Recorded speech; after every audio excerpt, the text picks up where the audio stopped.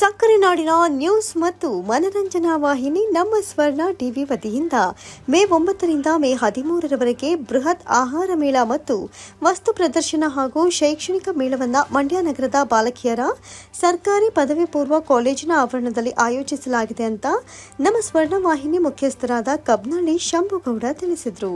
ಸುದ್ದಿಗಾರರೊಂದಿಗೆ ಮಾತನಾಡಿದ ಅವರು, ಮೇಳದಲ್ಲಿ 100 ಮಳಿಗೆಗಳ ವ್ಯವಸ್ಥೆ ಮಾಡಲಾಗಿದ್ದು, ಈ ಪೈಕಿ 60 ಮಳಿಗೆಗಳಲ್ಲಿ ವಿವಿಧ ರೀತಿಯ ಆಹಾರಗಳ ಮಾರಾಟ ಹಾಗೂ ಉಳಿದ ಮಳಿಗೆಗಳಲ್ಲಿ ಕೃಷಿ ಇಲಾಖೆಗೆ ಸಂಬಂಧಿಸಿದ ವಸ್ತುಗಳ ಪ್ರದರ್ಶನ ಮತ್ತು ಮಾರಾಟ ನಡೆಯಲಿದೆ. ರಾಜ್ಯದ ವಿವಿಧತೆಯಿಂದ ಹಲವಾರು ಮಂದಿ ಈ ಮೇಳದಲ್ಲಿ ಭಾಗವಹಿಸಲಿದ್ದಾರೆ.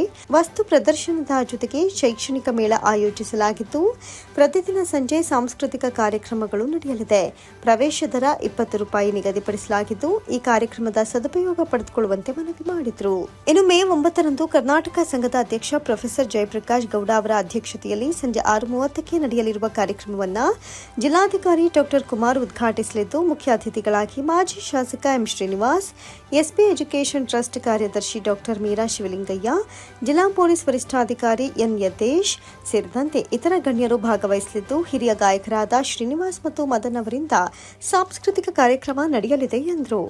ಇದೇ 9 ರಿಂದ 13ರವರೆಗೆ 5 ದಿನಗಳ ಕಾಲ ಮಂಡ್ಯದ ಮಹಿಳಾ ಸರ್ಕಾರಿ ಕಾಲೇಜಿನ ಬಾಲಕಿಯರ ಪದವಿ ಪೂರ್ವ ಕಾಲೇಜಿನ ಆವರಣದಲ್ಲಿ ನಾವು ಈ ಒಂದು ಮೇಳವನ್ನು ಬೃಹತ್ ಆಹಾರ ಮೇಳ, ವಸ್ತು ಪ್ರದರ್ಶನ ಮತ್ತು ಎಕ್ಸ್ಪೋ ಶೈಕ್ಷಣಿಕ ಮೇಳ ಸರ್, ಅದರಲ್ಲಿ 3 ಕೂಡ ಮಿಂಗಲಾಗಿದೆ. ಶೈಕ್ಷಣಿಕ ಮೇಳ ಕೂಡ ಇದೆ ಮತ್ತು ಕಾರ್ ಮೇಳ, ವೆಹಿಕಲ್ಗಳ ಇದನ್ನು ಕೂಡ ಮಾಡಿದ್ದೇವೆ.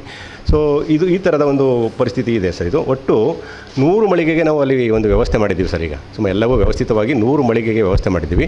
ಅದರಲ್ಲಿ 60 ಮಳಿಗೆಗಳಿಗೆ ನಾವು ಫುಡ್ಗೆ ವ್ಯವಸ್ಥೆ ಮಾಡಿದ್ದೀವಿ ಸರ್. ಫುಡ್ಗೆ ಇರ್ತದೆ.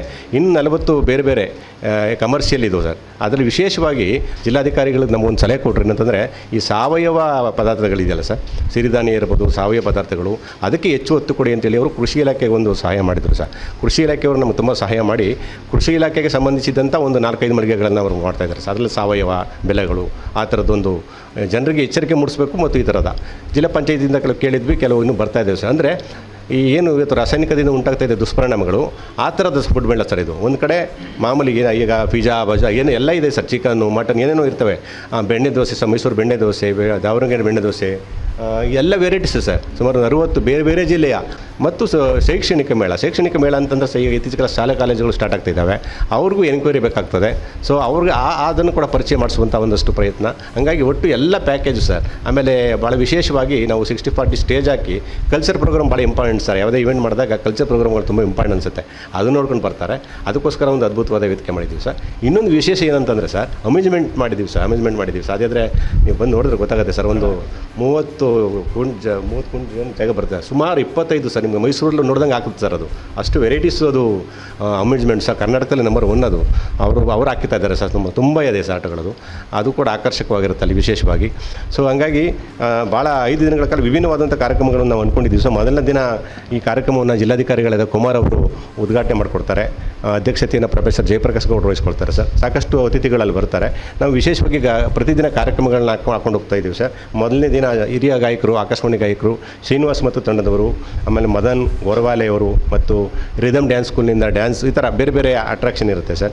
ಸೊ ಪ್ರತಿದಿನ ಮತ್ತು 2ನೇ ಸರಿ ಸುಮಾ ರಾಜ್ಕುಮಾರ್ ಅಂತೇಳಿ ನೀವು ಕೇಳಿರಬೇಕು, ಮಾತನಾಡುವ ಬೊಂಬೆ ಅವರು ಮಾಡ್ತಾರೆ ಸರ್. ಬಿಗ್ ಬಾಸ್ಗೆ ಹೋಗಿದ್ರು, ಅವ್ರನ್ನ ಕರೆಸ್ತಾ ಇದ್ದೀವಿ ಸರ್. ಅವ್ರದ್ದು ಒಂದು ತುಂಬ ಚೆನ್ನಾಗಿರುತ್ತೆ. ಮತ್ತು ಸ್ಪಾರ್ ಲೈಟ್ ಅಂತೇಳಿ ಅವ್ರದ್ದು ಡ್ಯಾನ್ಸ್ ಇದಿರುತ್ತದೆ. ಈ ಸುದ್ದಿಗೋಷ್ಠಿಯಲ್ಲಿ ಸ್ವರ್ಣ ಟಿವಿ ಪಾಲುದಾರರಾದ ಶಂಕರ್, ವಿನಯ್ ಕುಮಾರ್, ವಾಹಿನಿಯ ಡಾಕ್ಟರ್ ಸುಮಾರಾಣಿ ಶಂಭು ಉಪಸ್ಥಿತರಿದ್ದರು.